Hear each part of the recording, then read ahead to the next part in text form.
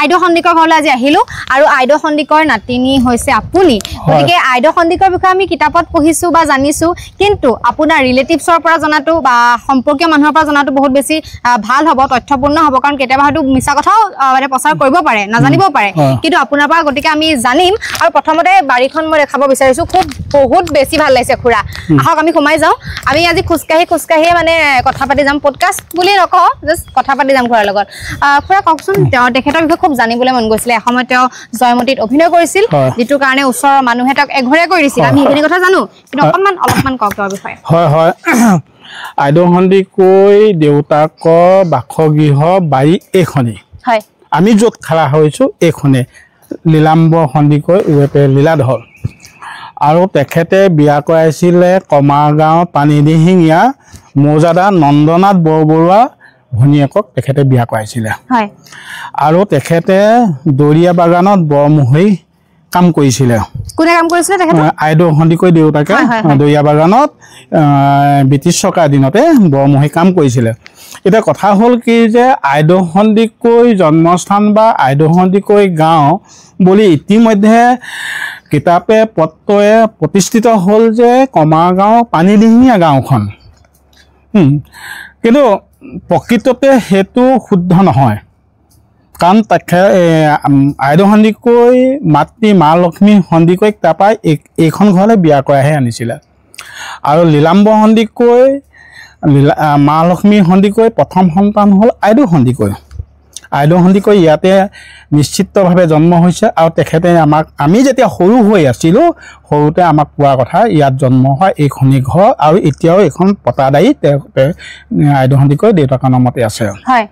আৰু আমাক তেখেতে কোৱা মতে তেওঁ মমায়েকৰ ঘৰত ফুৰিবলৈ গৈছিলে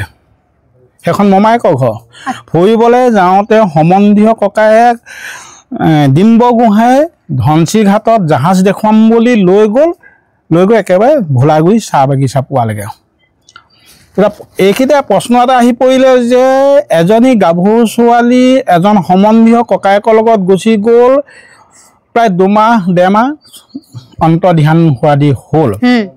আজিৰ পৰা ধৰক 90 বছৰ বা 100 বছৰ আগত এখন ৰক্ষণশীল সমাজ যিখন সমাজত এজনী গাভৰু ছোৱালীক ৰাতি বাদে দিয়ক দিনতো ৰাস্তালৈ ওলাব নিদিছিলে ইমান এটা ৰক্ষণশীল সমাজ ব্যৱস্থা আছিলে আৰু যদি ওলাইও গৈছিলে তেটো দৃষ্টিভংগী বহুত বেয়াকে লৈছিলে যেটো তেওঁ পাইছিলে গতিকে সম্বন্ধীয় ককায়েকৰ লগত যেতিয়া গুচি গ'ল কথাটো অলপ বেয়া ধৰণে ওলালে গাঁৱত বেয়া ধৰণে ওলাই গ'লত এই গাঁওখনে এই সন্দিকৈ গাঁও সমাজে 12 বছৰলৈ এঘৰীয়া কৰিলে 12 বছৰ সমাজচ্যুত কৰিলে এনেকুৱা অৱস্থা আমি ইয়াৰ যিসকল এতিয়া বয়োবৃদ্ধ ব্যক্তি পাইছিলোঁ তেখেতসকলৰ পৰাও মুখে শুনিছিলোঁ যে এইখন ঘৰলৈ গাঁৱৰ মানুহ কোনোবা আহিলেও মানে ৰাইজে তেখেতকো দুখীয়া সাব্যস্ত কৰিছিলে আৰু যেতিয়া এইখন গাঁও ৰাইজে তেখেতক এঘৰীয়া কৰিলে কৰাৰ পিছত দুইটা পৰিয়ালৰ মাজত মতানৈক্য ঘটিলে মমায়েকৰ পৰিয়াল আৰু এই পৰিয়ালটোৰ মাজত দুঘৰৰ মাজত মতানৈক্য ঘটিলে এনেধৰণে ঘটিলে যে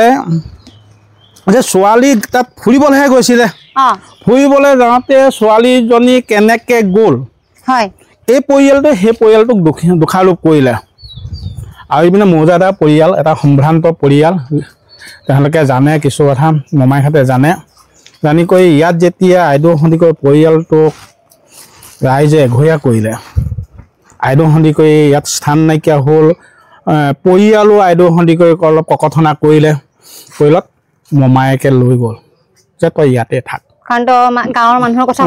শুনিব লাগিব কৰিবলৈ কিন্তু তাতো শান্তিয়ে থাকিব পৰা নাছিলে সেইখন গাঁৱৰ ৰাইজেও কিন্তু আইদ সন্দিকৈক মানে সহজভাৱে ল'ব পৰা নাছিলে আমি নিজে দেখা তেওঁ এখন চালি তলত বসবাস কৰিছিলে পাচি খুৱাই বনাই কৰি বিক্ৰী কৰি আছিলে আৰু আইদ সন্দিকৈ এইখন ঘৰলৈ 83 চন মানতে আহিছিলে তাৰপৰা নাই আহিব নোৱাৰিলে এই মাটি বাৰীবিলাক চিজিল কৰিবলৈকে আহিছিলে বুজিছেনে আৰু তেখেতৰ এজন ডাঙৰ ককাই কেশৱ সন্দিকৈ ইয়াতে আছিলে তেখেত ইয়াতে বসন্ত ৰোগত ঢুকাইছে আইদ সন্দিকৈ দেউতাক ইয়াতে ঢুকাইছে গতিকে দুজন ভায়েক সৰু ভায়েক দুইজন ভায়েক আইদ সন্দিকৈৰ লগতে তাত গৈ আছিলেগৈ তেতিয়াতো তেওঁ মই এটা কথা জানিব বিচাৰিছো মাজতে তেতিয়াতো যেতিয়া এঘৰীয়া কৰি দিছিল এগৰাকী ছোৱালীক ইমান বেয়া চকুৰে চোৱা হৈছিল তেওঁতো একো ভুল কাম কৰা নাছিল কিন্তু সেই সমাজখনে তেওঁক এঘৰীয়া কৰি দিলে 12 বছৰৰ কাৰণে তেতিয়া সেইটো মানসিক স্থিতিটো কেনেকুৱা আছিল তেওঁ চাগে মৰিবও মন গৈছিল এনেকুৱা হৈছিল নেকি মই তুল্য নিচিনাই হৈছিল কিন্তু আমাক সেইখিনি কথা কোৱা নাছিলে আমি সুধিছিলো যে আপুনি কিয় বিয়া নহল যে মোক সমাজে এঘৰীয়া কৰিলে মই এজন মানে ব্যক্তিক মই বংশদেৱ বুলি সম্বোধন কৰিলো আকৌ এবাৰ দ্বিতীয় এজনক মই আৰু সম্বোধন মই নকৰো মই এজনেই হ'ল আৰু সেইজনকে মই বংশদেৱ বুলি সম্বোধন কৰিলো আৰু মই বিয়া ঘৰত মই নোসোমা আৰু আমি জনাত তেখেতক কোনো বিয়া কৰাবলৈ আগবাঢ়ি নাহিলে সেই সময়ত আচ্ছা যে তেনেকুৱা এজনী জাত যোৱা নিচিনা ছোৱালী জাত গ'ল আৰু জাত যোৱা ছোৱালী এজনীক বিয়া কৰাবলৈ নাহিলে আৰু আপুনি এতিয়া কিতাপবিলাকত যদি চাই আপুনি গুগলত যদি চাৰ্চ কৰি চাই মানে এইখিতে আপুনি বিভ্ৰান্ত দেখিব যে কিছু কিতাপত আছে বা গুগলত আছে যে তেখেতৰ জন্ম চন 1915 আৰু ক'ৰবাত আছে 1920 আপোনাকে মই প্ৰশ্ন কৰিছোঁ 20 চনত যদি জন্ম হৈছে চিনেমাখন কৰালে তেখেতৰ বয়স 15 বছৰ 15 বছৰীয়া ছোৱালী এজনী ক্লাছ 9ত পঢ়ি থাকিব 9ত পঢ়ি থকা ছোৱালীজনী কিমান গাভৰু জয়মতী ৰোলটো কৰিবৰ কাৰণে তেওঁ বয়সহে কৈছেনে নাই কোৱা আৰু যদি আপুনি 1915 চনটো চাই তেতিয়া এজনী 20 বছৰীয়া ছোৱালী আৰু সেই 20 বছৰীয়া ছোৱালীজনী একদম মানে মেচিয়ত ছোৱালী এখন চিনেমা কৰিব পৰা এজনী মেচিয়ত ছোৱালী গতিকে সেইখিতে আপোনাৰ ৰাইটাৰসকলে ভুল কৰিছে ক'ৰবাত 15 ক'ৰবাত 20 আপোনালোকৰ লগত বা পৰিয়ালৰ লগত তেওঁলোকে কোনো মানে সম্পৰ্ক বা যোগাযোগ কৰা নাছিল নেকি এই বিষয়ে লিখা এই বিষয়ে এইখন ঘৰলেতো এতিয়া আপোনালোক আহিছে আগত কোনো নাহিলে সেইখন ঘৰলেহে গৈছিলে সেইখন ঘৰলে যেতিয়া গৈছে তেতিয়া আইদেউ সন্দিকৈ একেবাৰে জীৱনৰ বিয়লি বেলাত গৈছে তেখেতে কিছু কথা পাহৰি গৈছেগৈ ধৰক স্মৃতিত অহা নাই কিছু কথা আৰু যি এজন ভতিজাক আছিলে ভতিজাসকলো সিমানখিনি কথা নাজানে তেখেতক যি সুধিছিলে তেনেকৈ ক'লে হয়তো খুব সম্ভৱ তেখেতক এই প্ৰশ্নটো ৰাইটাৰসকলে নকৰিলে নেকি যে প্ৰকৃততে আপোনাৰ অৰিজিনেল ঘৰ ক'ত এই কথাষাৰ তেখেতক নুসুধিলে কিজানি আপুনি এতিয়া এইটোও লিখিছে আমি দুখন কিতাপত পাইছোঁ যে এখন অৰুণোচন দাসে লিখিছে যে আইদেউ সন্দিকৈ দেউতাক লীলাম্বৰ সন্দিকৈ ইউৰোপীয়ান বাগান দৰিয়া বাগানত বৰমহী কাম কৰিছিলে আৰু শশীপ্ৰভা বৰবৰাই লিখিছে যে লীলাম্বৰ সন্দিকৈ মৌজাদাৰ ঘৰত মোহৰি কাম কৰিছিলে এতিয়া কোনটো সঁচা কিন্তু বৰমহীটোহে সঁচা কিন্তু আজিও আমাৰ গাঁৱৰ মানুহে এই ঘৰখনক বৰমহী ঘৰ বুলিহে কয় বৰমহী ঘৰ বুলি কয় বুজিছা নাই আৰু এইখিনিতে প্ৰশ্ন আহিলে যে মৌজাদাৰ ঘৰত মোহৰি কৰা সাধাৰণ এজন মোহৰিলে মৌজাদাৰ ঘৰৰ এজনী ছোৱালী বিয়া দিব নে নিদিয়ে সেই প্ৰশ্ন আহিলে আৰু ইমানখিনি সা সম্পত্তি থকা আমাৰ দুটা পৰিয়াল আছিলে লীলাম্বৰ সন্দিকৈ ভাই ককাই দুজন আছিলে এজন বলভদ্ৰ সন্দিকৈ এজন লীলাম্বৰ সন্দিকৈ বলভদ্ৰ সন্দিকৈ ডালৰ আমি বলভদ্ৰ সন্দিকৈ 72 বিঘা মাটি আৰু লীলাম্বৰ সন্দিকৈ 72 বিঘা মাটি ইমান এটা প্ৰপাৰ্টি থকাৰ পিছত তেওঁ তাত ঘৰ জোৱাই হ'বগৈ জানো কেতিয়াও নহয় আৰু এইটো নিজকে বহাই কোৱা হ'ব এইটো এটা ৰাজ পৰিয়াল ইয়াৰ পূৰ্বপুৰুষজন হৈছে ভদৈ বৰবৰুৱা যিজন স্বৰ্গদেউ কমলেশ্বৰ সিংহ নিজৰ ভিনীয়েক আৰু ইয়াত বৰবৰুৱাৰ বিষয়ে বাপ খাইছিলে তেওঁৱে মানে পিছৰ জন্ম আইদেউ সন্দিকৈ গতিকে তেনেকুৱা এটা পৰিয়ালৰ মানুহ তাত ঘৰ যোৱাই হ'বগে নহয় সেইখিনি আমাৰ প্ৰশ্ন দত আহিলে আৰু এটা কথা দেই এইটো জ্যোতিপ্ৰসাদ আগৰৱালাই তেখেতক এক্টিং কৰিবলৈ নিছিলে চিনেমাখন কি এনেকৈ ঘূৰি যাওক আৰু এটা কথা দেই জ্যোতিপ্ৰসাদ আগৰৱালাই তেওঁ যে এক্টিং কৰিবলৈ নিছিলে তেওঁক কিয় চিলেক্ট কৰে তেওঁক কেনেকৈ বিচাৰি পালে আৰু এইটো এটা পাইছিলোঁ শুনিছিলোঁ যে তেওঁ বোলে আগতে গাড়ী লৈ আহিছিল গাঁৱত তাৰপিছত গাঁৱৰ হেনো মানুহখিনি এনেকৈ কিবা দৌৰিছিল তেওঁ অহা কিবা ছোৱালী আমি শুনিছোঁ ছোৱালী চোৰ আহিছে বুলি জীপ গাড়ী এখন আছিলে হেনো বোলে ছোৱালী চোৰ আহিছে বুলি ক'লে মানুহ পলায় আৰু আইদেউ সন্দিকৈ সেইটো জ্যোতিপ্ৰসাদ আগৰৱালাই কেনেধৰণে চিলেকশ্যন কৰিলে কি কৰিলে সেইটো আৰু জ্যোতিপ্ৰসাদ আগৰৱালাইহে জানিব আমিতো নাজানিম পাইছিলে কিন্তু মানে ধৰক আমিতো অলপ গাভৰু অৱস্থা পাই মানে দেখিছোঁ আমাৰ এতিয়া বয়স 53 বছৰ হৈছে ধৰক আমাৰ 10 বছৰৰ পৰাতো কথাবোৰ মনত আছে 10-12 বছৰৰ পৰা মনত আছে 10-12 বছৰৰ পৰা আমি তেখেতক যেতিয়া আমি মনত আছে এবাৰ সুন্দৰ চেহেৰা একদম ফাটি যাওঁ একদম বহল বহুত ধুনীয়া আছিলে বহুত ধুনীয়া আছিলে বুজিলে হয় গতিকে সেইকাৰণে হয়তো চিলেকশ্যন কৰিছিলে নেকি আৰু আমি জনা মতে আইদেউ সন্দিকৈ কোৱা মতে ডিম্ব গোহাঁই এটা চুক্তি সাপেক্ষে আইদেউ সন্দিকৈক লৈ গৈছিলে জ্যোতিপ্ৰসাদ আগৰৱালাই কিহৰ চুক্তি মানে এটা চৰিত্ৰ দিব লাগিব চৰিত্ৰ আৰু ডিম্ব গোহাঁইও এটা তাত চৰিত্ৰ লৈছে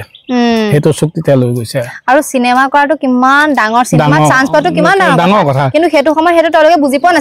নাছিল আজি গাঁওবাসীয়ে এই বৰ্তমান সময় আইদেউ সন্দিকক যদি থাকিলে হেতু একসেপ্ট হয়তো কৰিলে হেতু নিশ্চয় কৰিলে এতিয়া হেতু কেনেকে দৃষ্টিভংগী আছে যি সকল গাঁওবাসীয়ে তেওঁক মানে এঘৰীয়া কৰিছিল যে তেওঁলোকৰ হেতু কৰিব নালাগিছিল ভুল আছিল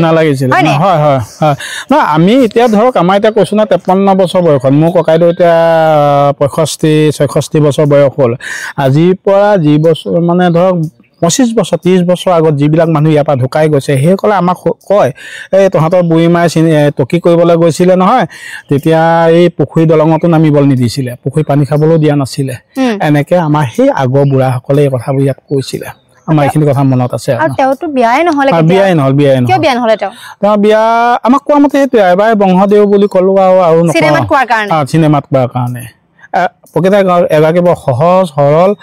মানে মুকলি মনৰ এগৰাকী মহিলা আছিলে বুজি পাইছো মানে জ্যোতিপ্ৰসাদ আগৰৱালাক বংশদেউ বুলি সম্বোধন কৰিছিল হেতু কাৰণে তেওঁকে স্বামী বুলি ভাবি ললে আৰু দ্বিতীয় বিবাহ তেওঁ কিবা প্ৰস্তাৱ দিছিল জ্যোতিপ্ৰসাদ আগৰৱালাদেৱে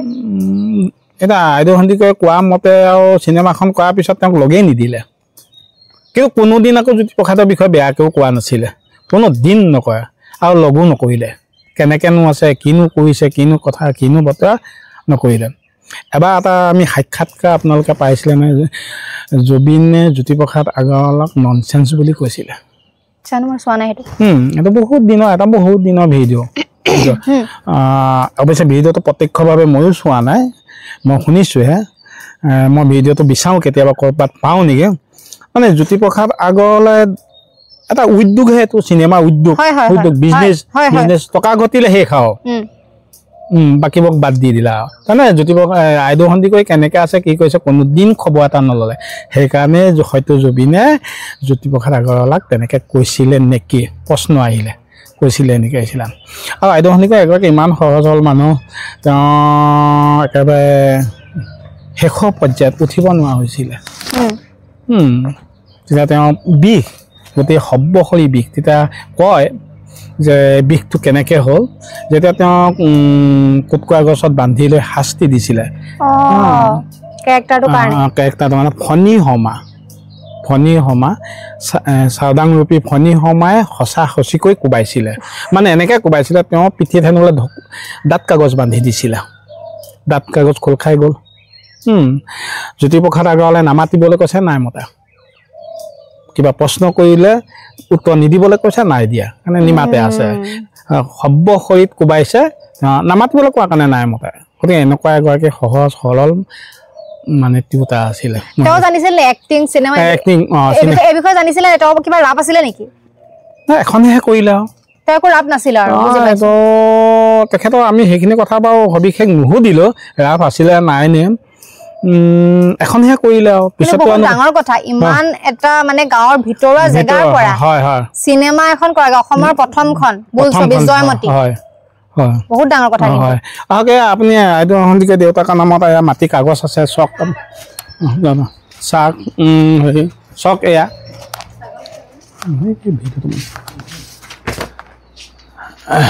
এইখন চক মাটি কাগজ এতিয়া তেখেতলোকৰ নামত মাটি আছে কেশৱ সন্দিকৈ এই দুজন ভায়েক এইফালে তেখেত লীলাধৰ এইফালে লীলাম্ব এইখিনিয়ে তেওঁলোকৰ মাটি এইডোখৰ মাটি আৰু তেখেতৰ বংশ পৰিচয় ইয়াতে আছে এইটো ঐতিহ্যমণ্ডিত বেতিয়নী আন এক গৌৰৱ আইদেউ সন্দিকৈ নগৰলখীয়া বৰুৱা পৰ্বতীয়া বৰুৱা মদনদলীয়া বৰুৱা এনেকৈ নাৰায়ণ খনিকৰ স্বৰ্গৱতী শুক্লেং ফা ৰামধৰ সিংহৰ ৰাজত্ব কালত বৰফুকন হৈছিলে চিকন পৰ্বতীয়া বলোৰাম ৰায়দঙীয়া তাৰপৰা এইপিনে আহিলে ভদৰী বৰবৰুৱা ভদৰী বৰুৱা পুতেক দেওৰাম বৰুৱা ধনী বৰুৱা পৰশুৰাম দুলাৰাম বা কলাখোৱা এই পৰশুৰামৰে আপোনাৰ নাতি আইদেউ সন্দিকৈ এই আইদেউ সন্দিকৈ দেখিছে আপোনাৰ নামটো কৈ দিয়ক মোৰ নাম ৰাতুল সন্দিকৈ সন্দিকৈ আৰু আইদেউ সন্দিকৈ কোনটো কোঠালিত আছিল ইয়াৰ এইটো ঘৰ নাছিলে এইটো ঘৰ পিছত বনোৱা এইটো তেতিয়া বাঁহৰ ঘৰ এটা আছিলে তাত আছিলে বাঁহৰ ঘৰ আছিলে এইটো ঘৰ নহয় বাঁহৰ ঘৰটো আমি অৱশ্যে দেখা নাই কিন্তু ইয়াৰ মানুহে কৈছিলে যে কাঠৰ চৌতি এটা ঘৰ আছিলে বাকি আৰু আপোনাৰ আইদেউ সন্দিকৈ বাৰীত বহুত দেখিছো কপৌফুল আপুনি কপৌফুল মোক দিবনে মই বহুত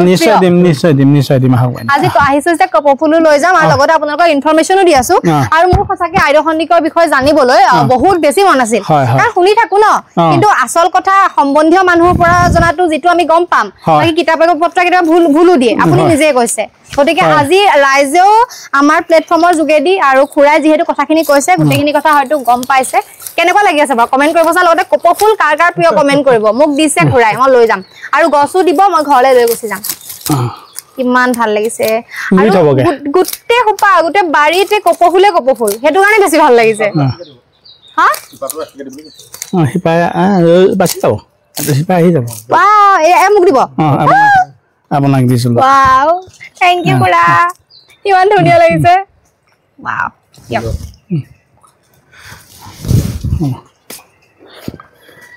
পাই গলো মই কপৌফুল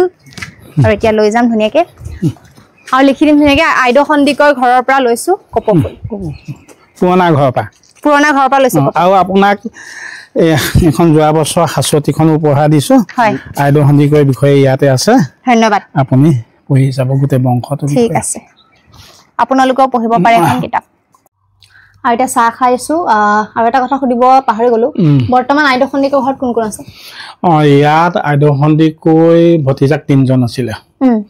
ইতিমধ্যে 3জনেই ঢুকালে ডাঙৰজন ভতিজাকৰ আমি আছো আমি 5জন ল'ৰা 3 নম্বৰজন ভতিজাকৰ ল'ৰা 3জন ছোৱালী এগৰাকীও বিয়া হ'ল আৰু সেই 3জন এজন ঢুকালে এজন দেওপানীত থাকে এজন বোকাখাটত থাকে আৰু এজন ডিমাপুৰত থাকে আৰু সৰুজন ভতিজাকৰ ল'ৰা এজন ছোৱালী দুজনী ছোৱালী বিয়া দিলে ল'ৰা এজন ইয়াতে থাকে তেওঁ পঢ়া শুনা কিমান কৰিলে পঢ়া শুনাটো আমি প্ৰকৃততে নুসুধিলো আমি সেইটো কথা নুসুধিলো কিমান পঢ়িলে কি কৰিলে কিন্তু তেখেত ইয়ালৈ 83 চনতে আহিছিলে আপুনি এতিয়া কি মানে অনুভৱ কৰে আগৰ সেই দিনবিলাক যে ছোৱালী বিলাকক একদম ঘৰৰ ভিতৰতে থাকিব লাগে দেখিছেনে ক'বাত ওলাই গলেও বেয়া চকুৰে চাই ভাল আছিলে নে একদম বেয়া একেবাৰে বেয়া আছিলে ইমান কিয় বেয়া আছিলে আৰু এইটো সেই সময় মানে এখন ৰক্ষণশীল সমাজ আছিলে ব্ৰাহ্মণ্যবাদটো বেছি আছিলে ব্ৰাহ্মণ্যবাদটো বেছি কৈছিলে এইবোৰ জাত যোৱা এনেকুৱা এইবিলাক কথা আছিলে অজাতি হাতে নাখাবা মানুহে ইমান জনা নাছিলে ব্ৰাহ্মণ গোসাঁইসকলকে গুৰু বুলি মানি লৈছিলে তেওঁলোকৰ মুখেই মানে বেদবাক্য বুলি ভাবি লৈছিলে কাৰণে তেওঁলোকৰ কথাবিলাকে সঁচা বুলি মানি লৈছিলে এতিয়া মানুহ শিক্ষিত হ'ল পঢ়িছে ভাগৱত পঢ়িছে কীৰ্তন পঢ়িছে ঘোষা পঢ়িছে বিভিন্ন মানে জ্ঞান লৈছে গম পাইছে যে মানুহ ইয়াত জাত পাতৰ এই কথাটো আহিব নালাগে আজিকালি সেইটো নাইকিয়াই হৈ গ'ল জাত পাত নাই গ'ল আজিকালি এতিয়া মানুহ এতিয়া পুৰুষ আৰু মহিলা সমান অধিকাৰ আছে মহিলা যিমান অধিকাৰ পুৰুষৰ সিমান অধিকাৰ ইতিমধ্যে চৰকাৰে ব্যৱস্থা কৰিলে যে ছোৱালী নামতো মাটি নামজাৰি হ'ব লাগিব মানে এইটো সমান অধিকাৰ দিয়া নাই জানো পৈতৃক সম্পত্তি সমান অধিকাৰ দিছে আৰু এটো মই এতিয়া অনুভৱ হৈছে এতিয়া যদি মানে আজিৰ সময়ত যদি আইদেউ সন্দিকৈ থাকিলেহেঁতেন অসমীয়া চিনেমা জগত তেওঁ হয়তো বহুত বেছি মানে এটো শব্দটো কি ব্যৱহাৰ কৰে বহুত বেছি অৱদান আগবঢ়ালেহেঁতেন হয় বহুত অৱদান আগবঢ়ালেহেঁতেন তাকে দুখৰ বিষয় কি যে আইদেউ সন্দিকৈ নিজে সেইখন তেতিয়া টকি বুলি কয় টকি কৰিলে আমি সুধো তেখেতে চাবলৈ নাপালে নহয় একেবাৰে জীৱন বিয়লি বেলাতহে চাবলৈ পাইছেগে আটাইতকৈ দুখ লগা সেইটো নিজে যিখন নাটকত অভিনয় কৰিলে চিনেমাত অভিনয় কৰিলে সেইখনকে চাবলৈ নাপালে এইটো তেখেত যেতিয়া প্ৰায় 92-93 চনমান কথা হ'ব তেখেত স্বাস্থ্যজনিত কাৰণত গোলাঘাট কুশলক চিকিৎসালয়ত চিকিৎসাধীন হৈ আছিলে আৰু তেতিয়া মই BA পঢ়ি আছো আৰু মই দিনত কলেজ কওঁ ৰাতি হস্পিটেলত ৰখি থাকো তেখেতক কাৰণ পানীডিঙাত যিজন ভতিজাক আছিলে তেওঁলোক চাকৰি দিনত আহিব নোৱাৰে হা মানে মই ৰখিয়া হৈছিল বেছি সংখ্যক তেতিয়া ডেপুটি কমিশনাৰ দীপক নহয় জীৱন পেগু বুলি এজন ডেপুটি কমিশনাৰ আছিলে তেখেত সদায়ে যায় গৈ কথা বতৰা পাতেগে কয়গে যে কিবা খাবলৈ মন গৈছে নেকি ক'ৰবাত ফুৰিবলৈ মন গৈছে নেকি সুধেগে যে আইতা বুলি কয় আইতা আপোনাৰ ফুৰিবলৈ মন গৈছে নেকি ব'লক লৈ যাওঁ কিবা খাবলৈ মন গৈছে নেকি আৰু আইদেউ সন্দিকৈ সেই জীৱন পেগুক নিজৰ পুতেকৰ দৰে ভাবি লৈছিলে তেতিয়া আইদেউ সন্দিকৈ এটাই কথা কৈছিলে মোৰ খাবলৈ একো মন নাই মোৰ যাবলৈ একো মন নাই আৰু যেতিয়া চিনেমাখনৰ কথা সুধিছিলে জীৱন পেগুৱে তেতিয়া কৈছিলে যে মই চিনেমাখন কৰিলোহে হয় চিনেমা বুলি নকয় সেই বুইটাই টকি বুলিয়ে কৈ থাকিলে টকি মোলে টকিখন কৰিলো হয় মই চাবলৈ নাপালো যদি তাৰ ডেপুটি কমিশনাৰ একদম তই বুলি কয় আকৌ দেই তই কয় জানো আগৰ মানুহ আৰু তই আৰু তোৰ যদি মানে মোৰ একো খাবলৈও মন নাই ফুৰিবলৈও মন নাই তোৰ যদি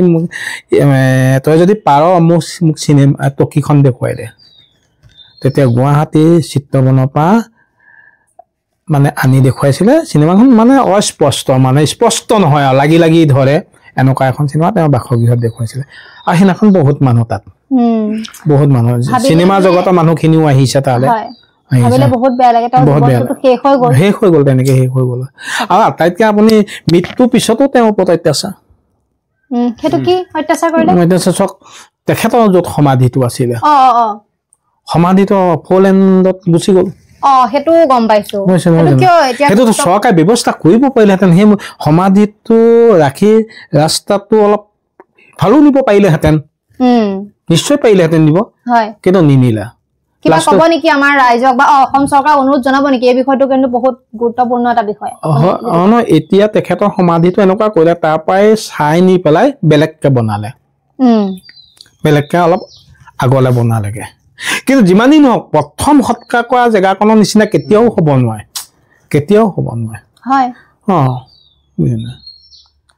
এইটো চৰকাৰে এটা মানে ভুল কৰিছে নাই ইমান বিঘা মাটি শ বিঘা মাটি আপোনাৰ বিদেশী কোম্পানীক চৰকাৰে দি আছে এইখন চৰকাৰে হওক আগৰ চৰকাৰে হওক দি আছে কিন্তু অসমীয়া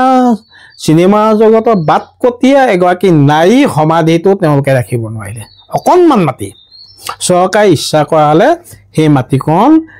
সংৰক্ষণ কৰি সমাধিটো তাতে ৰাখিব পাৰিলেহেঁতেন কিন্তু নাৰাখিলে তাৰ কমাগাঁও ৰাইজে বহুত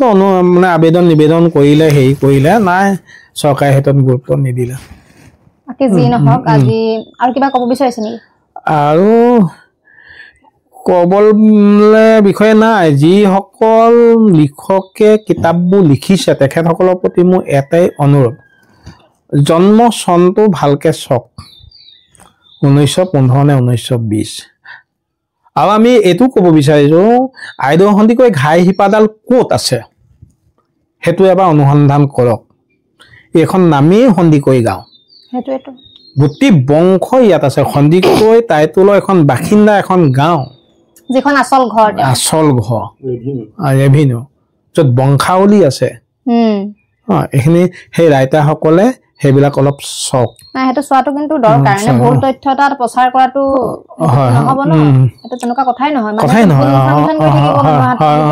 আমি জানিছিলো পঢ়িছিলো গম পাইছিলো আপোনাৰ পৰা এইটো গম পালো কোনটো সঁচা কোনটো মিছা বাকী আজি সঁচাকে এইটো মানে সেই কি কয় বিজ্ঞ সমাজে এইটো সেই কওক কি কয় গৱেষণা কৰক বহুত দিনৰ কথা নহয় আজিৰ পৰা 100 বছৰ কথা যেতিয়া গৱেষণা কৰি এটা শুদ্ধ তথ্য দিব পাৰিছে আজি এইটো 100 বছৰ ভিতৰত 100 বছৰ হোৱাগেই নাই 80-90 বছৰ কথা এটা কিয় নোৱাৰিব আৰু যোৱা বছৰ যিটো আমাৰ সদৌ-বেতনী ৰঙালী বিহু সন্মিলনে আইদেউ সন্দিকৈ বঁটা প্ৰদান কৰিছে তেখেত ইতিমধ্যে 103 বছৰ এতিয়াও জীৱিত আছে তেখেতে ক'ব যে আইদেউ সন্দিকৈ ঘৰ ইয়াত হয়নে নহয় এই ঘৰখন কেনেকুৱা আছিলে তেখেতেই কয় এটা কাঠৰ চৌকী ঘৰ আছিলে বুলি নাম নুমল শইকীয়া গোলাঘাটত থাকে তেখেতেই ক'ব বাকি সঁচাকে আপোনাৰ পৰা আজি মানে বহুতখিনি কথা জানিলো আৰু উপকৃত হলো আমাৰ যিখিনি জেএছএছ অডিয়েন্স তেওঁলোকো উপকৃত হৈছে বহুত নজনা কথা জানিছে ধন্যবাদ আপুনি আৰু এটা কথা আপুনি যে তাত যে যিজন ব্যক্তি পাইছিলে লখেশ্বৰ বৰা এই কাষৰ মাটিখিনি হ'ল লক্ষেশ্বৰ বৰা তেখেতক আপুনি তাতে সোধা হ'লে গম পালেহেঁতেন তেখেত যেতিয়া তালৈ যায় আইদেউ সন্দিকৈ খবৰ ল'বলৈ যায় তেতিয়া সোধে যে আমুকৰ ভালনে তামুকৰ ভালনে গতিকে আইদেউ সন্দিকৈ ইয়াত ডাঙৰ হ'ব লাগিব তেতিয়াহে মানুহখিনি চিনি পাব চিনি নাপাব বা আমাকো সোধে আমুকৰ ভালনে তামুকৰ ভালনে চিনি সোধে ইয়াত ডাঙৰ হ'লেহে ইয়াৰ মানুহখিনি চিনি পাব